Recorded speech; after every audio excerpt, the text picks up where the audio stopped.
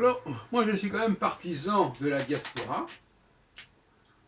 J'ai écouté ce matin une émission sur l'évolution de l'humanité, et on nous dit visiblement que ce qui a sauvé l'humanité, en dehors des. Par-delà les catastrophes glaciaires et autres qui ont pu se produire, c'est sa mobilité, c'est sa dispersion de plus en plus forte sur toute la surface de la Terre. Et par conséquent, l'idée d'un rassemblement des Juifs sur une seule terre va à l'encontre de cette leçon fondamentale de l'histoire, que la survie n'est assurée que par la dispersion et par le mouvement, la capacité de mobilité. Quand on est enfermé dans un certain lieu, eh bien c'est extrêmement dangereux pour toutes sortes de raisons qu'on peut imaginer, et notamment parce que ce lieu peut être sinistré pour telle et telle raison, à la fois militaire, climatique, etc. Et par conséquent, être attaché à ce lieu pourrait être complètement suicidaire et catastrophique. Donc, je crois que les Juifs n'ont pas vocation et n'ont pas intérêt à rester dans un seul et même endroit. Et d'ailleurs, la notion de concentration a été marquante pour le judaïsme du XXe siècle, des camps de concentration d'Auschwitz à la concentration des Juifs en Israël, où actuellement près de la moitié des Juifs du monde se retrouvent. Tout cela n'est pas forcément de très bon augure. Pour rassembler les Juifs et regrouper, c'est quelque chose de très très dangereux. Et c'est un exemple de l'humanité elle-même qui a su justement survivre par la dispersion. Et donc l'idée de polariser la vie juive sur le retour ou la présence en un lieu donné ne me plaît guère, ne me sied guère. Pour toutes de raisons que je viens de vous expliquer, anthropologiques, etc. La survie n'est pas assurée par la concentration. Même si, effectivement, la dispersion crée une fragilité, crée une vulnérabilité. Parce qu'effectivement, les Juifs peuvent tomber à un moment donné sur un endroit qui leur est pas favorable. Mais ils ont aussi la possibilité de se mouvoir, de bouger, et d'aller retrouver leurs frères juifs ailleurs, ou dans d'autres endroits où il n'y a pas encore de Juifs. Bon, voilà. D'ailleurs, qu'est-ce que fait Herzl? Qu'est-ce que c'est que le sionisme? Sinon la possibilité donnée à un certain nombre de Juifs de partir de là où ils sont pour aller ailleurs. Alors cet ailleurs, évidemment, si on dit il faut retourner à Sion, c'est une concentration, mais on peut aussi dire que si jamais les Juifs étaient persécutés ou perturbés dans ce nouveau lieu de rassemblement, il leur faudrait à nouveau aller ailleurs. Et d'ailleurs, Herzl n'a jamais dit qu'il fallait absolument, en tout cas pas dans l'État juif, que j'ai réédité en 2002, dans sa version française d'origine. Il a dit il y a l'Argentine, il y a la Palestine, et à la fin de sa vie, il disait pourquoi pas l'Ouganda. Bon. Et il est mort sur cette base-là. Bon. Je rappelle aussi que ce n'est pas Herzl qui a créé le sionisme, et même pas le congrès de Bâle 97, c'est même pas lui qui l'avait convoqué. Il en a pris le contrôle par la suite au cours de l'année 97, mais il avait rejoint les sionistes de Vienne, si je me souviens bien, en cours d'année, et bon, il s'était imposé, bon, ça n'a rien de surprenant. Moi aussi, je me suis imposé dans certains groupes que j'ai rejoints. Donc, voilà, cette idée d'un peuple hébreu qui serait lié à une nation précise, c'est une vision très jupitérienne et martienne des choses, pour parler astrologie, alors que moi je vois plutôt une version saturnienne, c'est-à-dire un peuple qui établit son empire à l'échelle de la planète. C'est pour ça que quand on parle du judaïsme mondial et de la puissance des juifs au niveau mondial, moi ça ne me paraît pas spécialement surprenant. C'est peut-être même une certaine vérité des choses. Parce que pour qu'une minorité de gens, parce qu'ils sont quand même que quelques millions, hein, c'est 1% de la population française par exemple, et encore en France il y a beaucoup de juifs. Alors, qu'est-ce que c'est dans d'autres pays? C'est pour ça que le sionisme israélien me déplaît profondément, parce que là, ils voudraient être majoritaires dans leur pays. Hein, ils voudraient dire qu'Israël, c'est le pays des Juifs, et uniquement pour les Juifs, et par les Juifs. Bon, ben ça, c'est un point de vue nationaliste assez classique. Voilà, chaque pays, chaque nation doit avoir son territoire. Moi, je n'adopte pas du tout cela. Même si ça peut servir à un moment donné, je ne dis pas le contraire. Malheureusement, lors de la Shoah, qu'on le veuille ou non, ben, finalement, ce processus de foyer juif en Palestine qui avait été annoncé dès 1917, la déclaration de Balfour, puis ensuite entériné en 1923 par le mandat britannique sur la Palestine, ça n'a pas permis de sauver tous ces juifs dont initialement Hitler voulait se débarrasser quand même, il faut quand même le dire.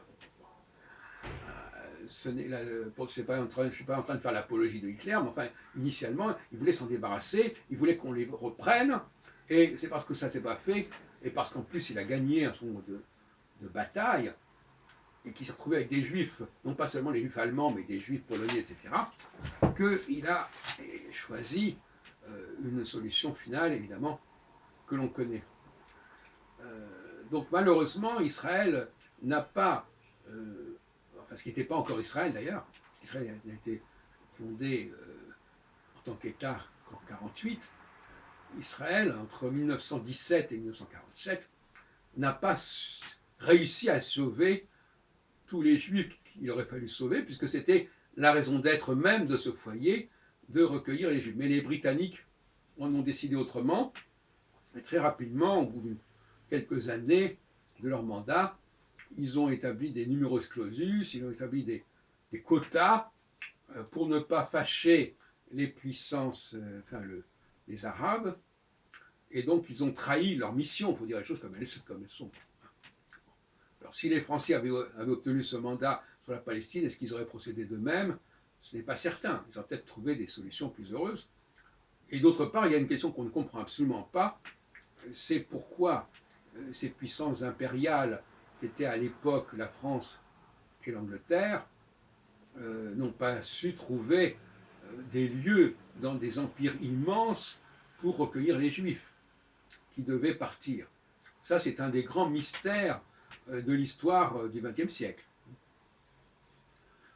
L'affaire de l'Ouganda le montre bien d'ailleurs. Bon, l'Angleterre était disposée à recevoir les Juifs dans ce qu'on appelle actuellement l'actuel Kenya, parce que c'est pas le mot Ouganda a été repris ensuite, mais enfin c'était autour du Kenya. Bon, voilà. Et il y a eu aussi le projet Madagascar qui était concerné la France. Enfin bref, toujours est-il qu'il y a un énorme gâchis, à la fois au niveau de la création de cet État ou de ce foyer juif, et à la fois, en plus, c'était les Britanniques qui avaient proposé cela, à la suite de leur victoire sur les Turcs pendant la Première Guerre mondiale, avec probablement l'accord des Arabes à l'époque, parce que c'est quand même les Britanniques qui avaient permis de se débarrasser du joug turc ottoman, permis voire Laurence d'Arabie. Et à la suite de ça, ils ont proposé en 1917, juste avant la révolution d'octobre d'ailleurs de Saint-Pétersbourg, à quelques semaines près, eh bien, ça a été plus ou moins accepté. Et puis finalement, bon, ça n'a pas fonctionné comme prévu.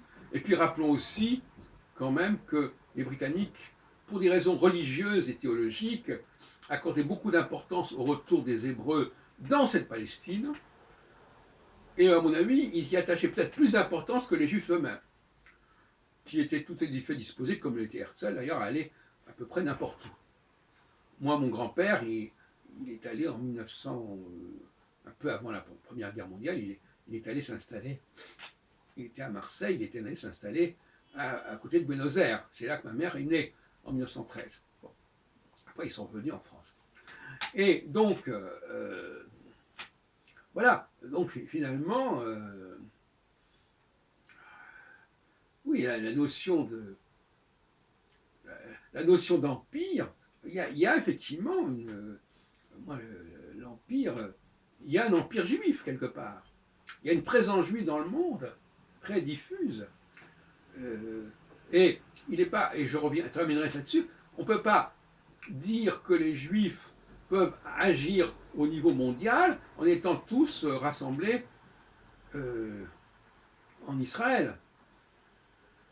C'est pas comme ça qu'on peut agir sur les cultures diverses de l'humanité. Il faut être immergé dans chacune de ces cultures. Il faut qu'il y ait des juifs en France, des juifs en Allemagne, des juifs en Angleterre, des juifs aux États-Unis, pour dynamiser les cultures respectives. Et on ne peut pas le faire en restant étranger à ces cultures. Et donc finalement, je ne sais plus où je lisais ça tout l'autre jour, euh, les- le sionisme dé, a déraciné tous ces juifs qui étaient installés depuis parfois des siècles, que ce soit dans le monde arabe ou dans le monde chrétien, orthodoxe, catholique, etc. Il les a déracinés et ça a été, à mon avis, un grand appauvrissement pour l'humanité. Parce qu'ils se sont retrouvés, ils n'ont plus été dans ces pays-là, ils sont retrouvés en Israël où ils devaient redémarrer complètement. Et vous savez que moi, d'après ma théorie, toute immigration est un appauvrissement et même une sorte d'handicap. Et ça reste vrai. Les Juifs qui arrivent aujourd'hui, bon, ils peuvent sur le plan technique effectivement participer à la culture, par exemple au niveau informatique, mathématique, etc. Mais globalement, ils restent étrangers à ce pays en grande partie. Hein. Les Russes, par exemple, même s'ils travaillent efficacement à l'économie israélienne, ils vivent en circuit fermé sur le plan culturel et familial, tout comme d'autres pays, même les francophones aussi. Donc finalement, on a, ce qui n'est d'ailleurs peut-être pas une mauvaise chose, mais on a en Israël un communautarisme francophone, anglophone, hispanophone, russophone, etc., qui est la structure même de la société israélienne. Hein. On peut même parler aussi des juifs d'origine roumaine ou d'origine voilà, polonaise, etc. Enfin bref, bon, il y a toute une histoire de l'immigration juive en Israël avec des aliotes successives. Et on a un peu le même schéma qu'aux États-Unis d'ailleurs à ce niveau-là. Un communautarisme basique, fondamental. Mais il vaut mieux quand même que les juifs fécondent et pénètrent les différentes cultures en profondeur que de les voir déracinés et rassemblés. Pour moi, toute forme de rassemblement, que ce soit pour détruire les juifs physiquement ou les détruire moralement et intellectuellement, est une sphère extrêmement nocive.